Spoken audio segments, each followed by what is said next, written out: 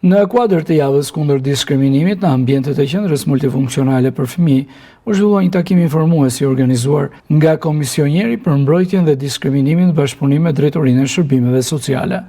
Aktiviteti kishte për qëllim informimin dhe ndërgjegjësimin e institucioneve dhe komunitetit mbi ligjin dhe mbrojtjen nga diskriminimi dhe rolin e komisionjerit në trajtimin e rasteve të ndryshme. Gjatë takimit u theksuar rëndësia e respektimit të barazisë dhe garantimit të drejtave për çdo qytetar pa dallim. Pjesëmarrësit u njohën me procedurat për paraqitjen e ankesave, mënyrat e trajtimit të rasteve të diskriminimit, si dhe masat parandaluese që mund të ndërmerren në nivel institucional dhe komunitar.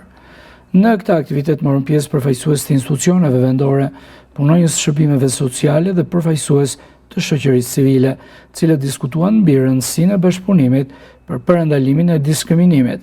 Takimi u vlerësua si një hap pozitiv në forcimin e kulturës së respektit, barazisë dhe përfshirjes sociale në komunitetin e Pogradecit.